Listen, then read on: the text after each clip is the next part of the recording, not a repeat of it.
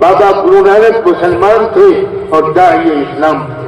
तो मेरे अजीजों, वो सिखों के सबसे बड़ी मजहबी रहनुमा कुर्सी छोड़कर नीचे मेरे कदमों में बैठ गए। पत्ता पत्ता, बूटा बूटा, हाल हमारा जाने है, जाने न जाने गुल ही न जाने, बाप तो सारा जाने। पंजाब के सिख लीडरान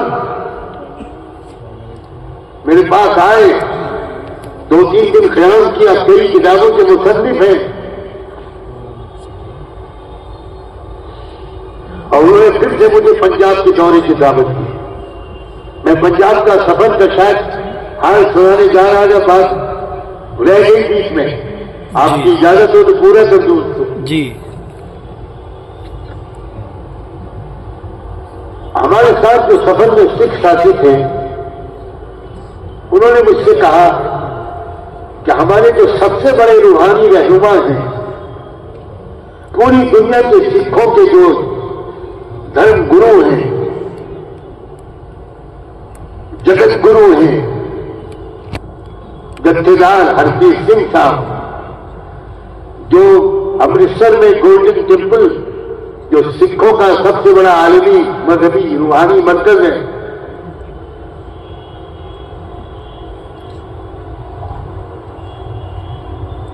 उनसे बात करना आप चाहेंगे? मैंने कहा भाई मैं तो बहुत दिल से चाहता हूं, मेरी बात करा दो।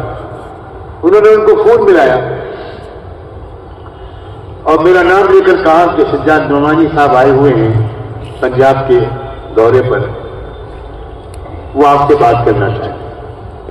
तो मैं हैरान रह गया, स्पीकर ऑन था। उधर से उन्होंने कहा, वो नोमानी साहब जिनके लेक्चर्स यूट्यूब पर आते रहते हैं, अरे मैं तो खुद उनसे मिलने के लिए बेचैन हूं, जल्दी बात कराओ। बहुत खुश हुआ, ताज्जुब भी हुआ। मैंने उनसे बात की, सलाम किया। मैंने कहा मैं दरबार साहब आना चाहता हूं। एक अजीब तारीख है दरबार साहब।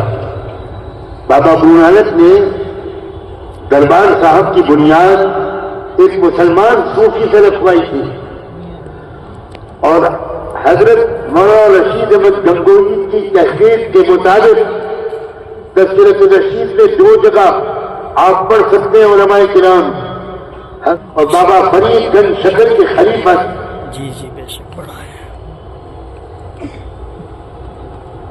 तो उन्होंने बहुत ही मोहब्बत से बात की। मैंने कहा कि मैं आपसे कुछ तफसीली बात भी करना चाहता हूं। कहने कि मैं तो 1 साल से आपको सुन रहा हूं और आप दरबार साहब जरूर आए, लेकिन तफसीली बातचीत दरबार साहब में नहीं हो पाएगी। मैं बहुत बिजी रहता हूं वहां, आप मेरे घर पर आ जाए, वहां इत्मीनान से बात। 100 किलोमीटर का सफर करके वो भी अपने घर पहुंचे, मैं भी उनके घर पहुंचा। उनके बेडरूम में तन्हाई में 101 6 घंटे मेरी उनकी बातचीत। अब मैं आपको क्या बताऊं, कैसे कैसे हीरे भारत के समाज में छुपे हुए हैं। 1-1.5 घंटे की गुफ्तगू जब मेरी उनकी हो गई, तो उन्होंने अचानक मुझसे पूछा कि नवानी साहब आपकी एजुकेशन कहां हुई है, कहां पढ़ा है आप? तो मैंने उनसे पूछा कि बीच में बात रोककर ये बात आप क्यों पूछ रहे हैं, पहले ये बताइए। उनका मुझे समझ में नहीं आ रहा, आप उर्दू बोल रहे हैं, आप अरबी की आयतें पढ़ रहे हैं, हदीसें कोट कर रहे हैं, फारसी के शेर पढ़ रहे हैं, अंग्रेजी बोल रहे हैं, हिंदी बोल रहे हैं, संस्कृत के वेदांत के मंत्र और गीता के श्लोक कोट कर रहे हैं। मैंने कहा कि मेरी असली तालीम तो इंडिया में लखनऊ में दारुल उलूम नज़रतुल उलमा एक बड़ा इदारा है, वहीं हुई।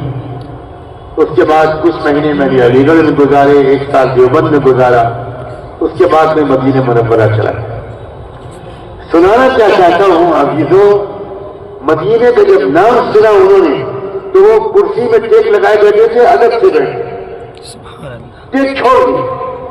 वो कहने का आप मदीने में आप आप मदीने गए, अजीब, जैसे कोई आशिक रसूल मदीने का नाम सुने और तड़प उठे, इस तरह का उनका हाल हो गया।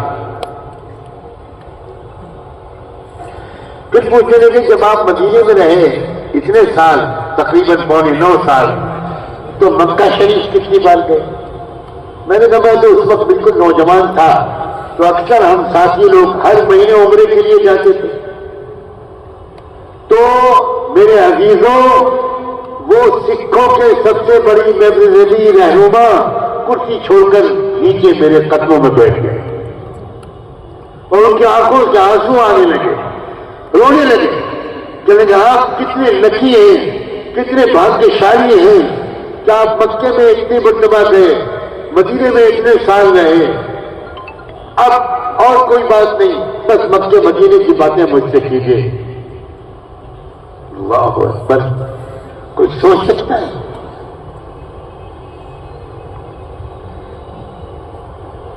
फिर वो उठे, घर के अंदर गए और कुरान मजीद का एक नुस्खा लेकर आए और मुझसे कहा, नुमानी साहब, बड़े फख्र के साथ अपने कांपते हाथों से आपको कुरान का पंजाबी गुरमुखी जबान में खुद मैंने तर्जुमा किया है, वो तर्जुमा दिल्ली में छपा है, वो कुरान आपको पेश करना चाहिए। सिखों के मददी रहनुमा कुरान का तर्जुमा कर रहे हैं। फिर दूसरी किताब उठाई, उन्होंने कहा कि मैंने जो पटियाला यूनिवर्सिटी से पीएचडी किया, तो मेरी पीएचडी का जो थीसिस का अनुमान था वो था अल्लाह के 99 नाम, और मैंने साबित किया अपने थीसिस में, रिसर्च में, कि अल्लाह के वो 99 नाम जो बाबा गुरु नानक ने बयान किए हैं गुरुबानी में, वही 99 नाम हैं जो कुरान में और हदीस में आए हैं। ये मैंने रिसर्च के जरिए, कंपैरेटिव स्टडी के जरिए साबित किया है।